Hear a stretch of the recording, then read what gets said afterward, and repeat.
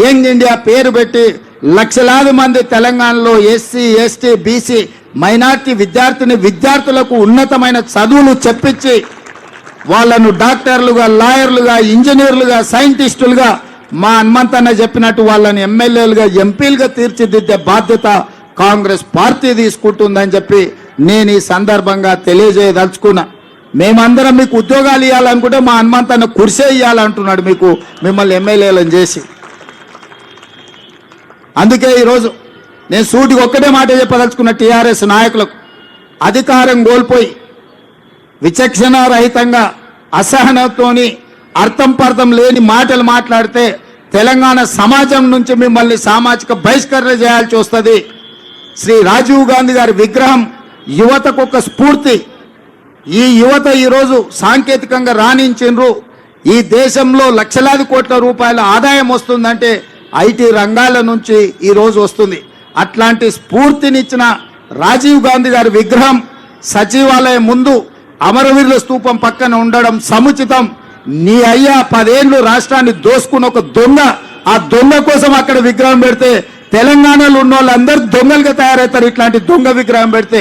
కాబట్టి అట్లాంటి దొంగలకు స్థానం లేదు, అట్లాంటి దొంగలను క్షమించే సమస్యనే లేదు. మా జగ్గానే చెప్తున్నాడు, దొంగలే కాకుండా తాగుబోతులు కూడా తయారవుతారు ఆయన విగ్రహం పెడితే అని. కాబట్టి సచివాలయం ముందల తాగుబోతులకు, దొంగలకు స్థానం లేదు. దేశం కోసం ప్రాణాలు అర్పించిన అమరుడైన శ్రీ రాజీవ్ గాంధీ గారి విగ్రహం అక్కడ పెట్టడం సముచితం. వారి విగ్రహం పెడతాం.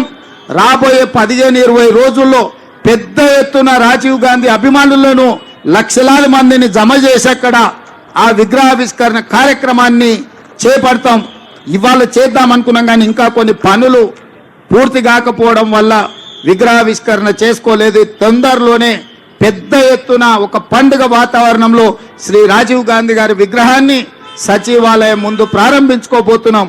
అదేవిధంగా ఈ సందర్భంగా నేను మాట ఇస్తున్నా, డిసెంబర్ 9 నాడు సచివాలయం లోపల తెలంగాణ తల్లి విగ్రహాన్ని ఆవిష్కరించి కాంగ్రెస్ అధికారంలో ఉన్నప్పుడు తెలంగాణ తల్లికి సముచితమైన స్థానాన్ని ఇస్తాం.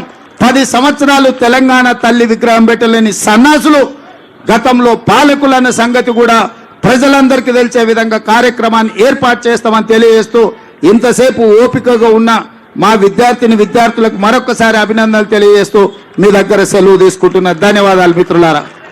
ఒక్క నిమిషం బాబు, ముఖ్యమంత్రి గారు నిజంగా నాకు చాలా సంతోషం. ఎందుకంటే రాజీవ్ గాంధీ ఏషియన్ గేమ్స్ చేశాడు ప్రపంచంలో, ఆ తర్వాతనే స్పోర్ట్స్ ఇంట్రెస్ట్ అయింది.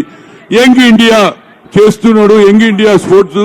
అదేవిధంగా ఉప్పల్ స్టేడియంలో రాజీవ్ గాంధీ స్టాచ్యూ పెడుతున్నా. దానికి మన రేవంత్ రెడ్డి గారికి అదేవిధంగా బట్టి విక్రమ్ రిక్వెస్ట్ ఏంటంటే, రాజీవ్ గాంధీ గారు చనిపోయినప్పుడు యాషస్ నాకు ఇచ్చారు, నేను గోదావరిలో. అదేవిధంగా ప్రియాంక గాంధీ తోటి ఆమె విగ్రహం ఆవిష్కరణ చేయాలి. అయినాక ఇదే నీ బాధ్యత. ఇంతకుముందు కూడా ఇది జ్యోతిరావు ఇది కూడా పెట్టి అంటున్నా, ఇది ఇద్దరు కలిసి చెప్తేనే వస్తుంది. ఎందుకంటే నాకు నడవదు కదా, నీదే నడుస్తుంది. Right, thank you.